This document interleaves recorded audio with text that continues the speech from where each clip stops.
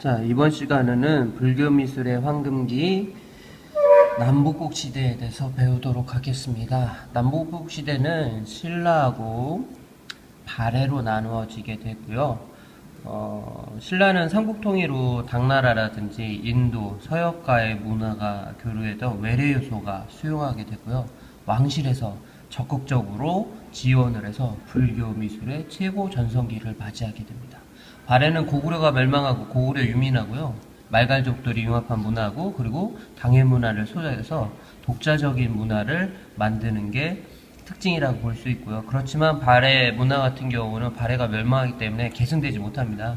그래서 그 유민들이 어디에 고구려의 문화에 고려의 문화에 흡수되어서 남아있는 게 특징이라고 볼 수 있습니다. 그리고 이제 첫 번째로 이제 그 남국시대 우리가 볼 거는 정효공주묘입니다. 이게 문왕의 딸로 한 거고요. 여기에서 뭐가 나오냐면 묘비명이 나옵니다. 묘비명이 나와서 그 누구 건지 알 수 있었고요. 그게 발해 공주라는 사실도 우리가 알 수 있었던 거죠. 그래서 낙랑의 유적과 백제 무령왕 같은 벽돌 무덤입니다. 그래서 벽돌을 해서 만든 것이라고 볼 수 있고요. 그리고 그 천장은 커다란 돌 계단에서 고구려식으로 했다. 이게 뭐냐면 모주림 천장입니다. 모주림 천장 이렇게 해서 천장을 만들고요. 지하 무덤에 건물을 세운 거는 또 그리고 지하 무덤에 건물을 세웁니다. 이거는 발해 특유의 방식이라서 고구려하고 발해 문화가 결합돼서 생긴 문화라고 볼 수 있습니다. 그래서 그리고 정해공주는 불교적 색채가 강한데요. 이거는 고구려 고궁백과 맥을 이었다는 의의가 있는 게 특징이라고 볼 수 있고요. 그래서 무덤에 보면 12명의 무사, 호위병, 악사들이 있는데요. 악사라는 거는 음악을 연주하는 사람들인데 여기에 보면 이런 사람들이 이렇게 되어 있고요. 이쪽 문 쪽에 2명이 더 있어서 12명이 그려져 있는 거로 볼 수 있습니다. 그리고 바닥은 벽돌로 되어 있는 게 특징이고요. 이 벽도 다 벽돌로 쌓았던 게 특징이라고 볼 수 있습니다. 그래서 밑으로 내려가 보면 이렇게 단면도를 볼 수 있고요. 거기에 여기도 단면도를 볼 수 있습니다. 그래서 여기에 보이는 요 천장을 줄여서 만들었죠. 요게 모주림 천장입니다. 그리고 여기에 보면 벽돌로 지어지게 되어 있고요. 여기에 보이는 것이 아주 중요한 묘비라고 볼 수 있습니다. 그래서 요거에 따라서 공주고 발해 공주라는 걸 우리가 알 수 있었고요. 그리고 고구려 그 발해 무덤의 특징은 무덤이 밑에 있고요. 위에는 탑을 지어가지고 있던 이렇게 자리들이 남아 있습니다. 그래서 이런 탑들이 지어졌을 것이다 추정하고 있는 게 고구려 무덤 양식의 특징이라고 되어 있고요. 그리고 정효공주묘인데 정해공주묘도 있습니다. 정해공주묘 같은 경우는 그 고구려의 굴시 돌방무덤 무덤의 특징을 가지고 있는 게 특징이라고 볼 수 있고요. 여기에서 보면 이 부분은 굉장히 중요한데요. 발해 문화는 고구려 요소가 많이 포함되어 있습니다.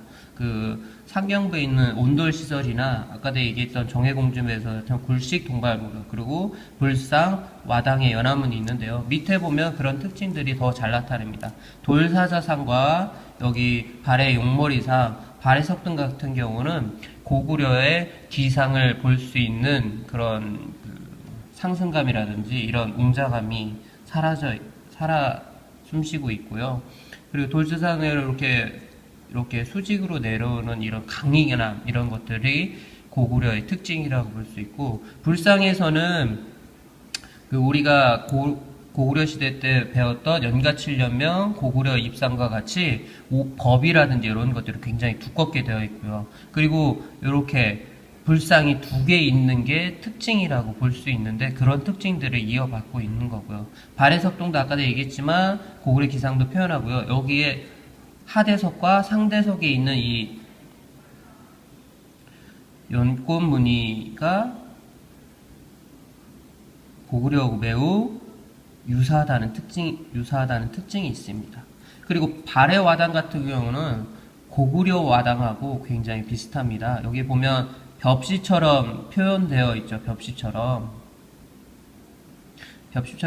표현되어 있는데 이 벽시처럼 표현되어 있는 것도 고구려 와당과 매우 흡사하고 이렇게 동그라미가 그려지고 그 다음에 이렇게 무늬가 하나, 둘, 셋, 넷, 다섯, 여섯 개 입으로 표현되어 있는 것도 매우 유사합니다.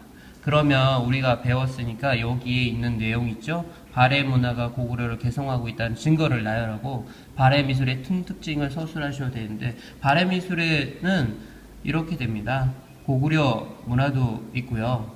말갈 문화도 융합되어 있고요. 그리고 플러스에서 당해 문화도 흡수하고 있어서 어떻게 독자적으로 표현하고 있다고 볼 수 있으니까 여기 있는 내용들을 잘 위에 있는 내용과 서술해서 써줬으면 좋겠습니다. 자, 18페이지로 넘어오면요. 불국사입니다. 그래서 통일신라 그리고 신라의 가장 뛰어난 건축물이라고 볼 수 있고요. 그래서 부처의 나라를 현실 세계에 구현한 건축물이라고 볼 수 있습니다. 그래서 남북국 시대의 불교 사상 예술과 건축술 이런 것들이 한데 어우러져 만들었고요. 그리고 경덕왕 때에 재상으로 지낸 김대성이라는 사람이 부모를 위해서 불국사를 짓게 됩니다. 근데 김대성이라는 사람이 중간에 짓다가 죽게 되고요. 그리고 이거를 이어받아서 왕실에서 끝까지 완성해서 지은 게 불국사라고 볼 수 있습니다. 불국사는 크게 대웅전 영역, 그리고 극락전 영역, 그리고 비로전 영역, 그리고 관음전 영역으로 나누어져 있는데요. 가장 핵심되는 공간이 이 대웅전부입니다. 왜 그러냐면 우리는 극락으로 가는 게 불교 미술의 특징인데 여기에서 우리가 아까 내가 얘기했듯이 부처의 나라를 어떻게 현실에 구현하려고 했기 때문에 이 대웅전 부분이 굉장히 중요하다고 볼 수 있습니다. 그럼 핵심 공간은 대웅전 공간이 되고요. 그리고 불국사의 표현의 핵심 단어라고 볼 수 있는 거는 불국사는 조화, 비례, 균형이 매우 잘 잡혀 있는 건물이라고 볼 수 있습니다. 왜 그러냐면 요 석가탑과 다보탑의 반절 요 부분이 불국사를 짓는 불국사 건축의 기준이 됩니다. 그래서 요 반절이 기준이 되고요.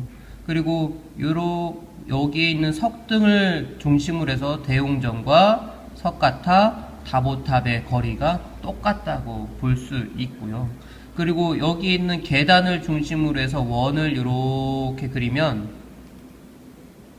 원 안에 이렇게 다 들어오게 됩니다. 그렇기 때문에 조화롭고 비례적이고 균형감이 있고요.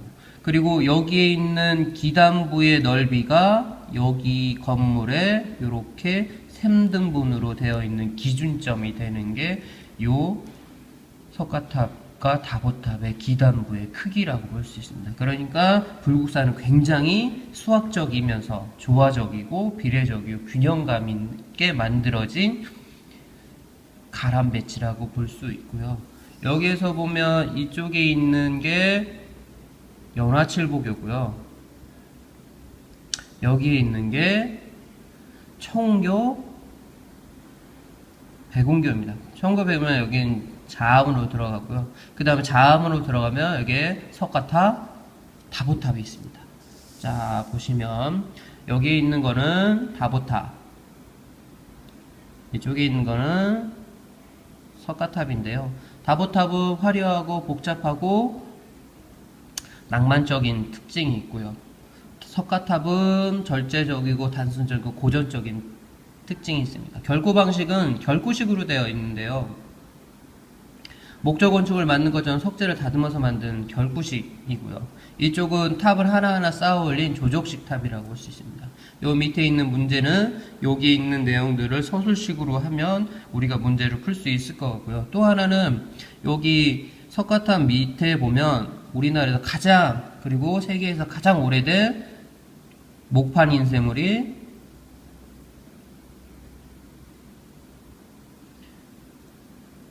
무구정광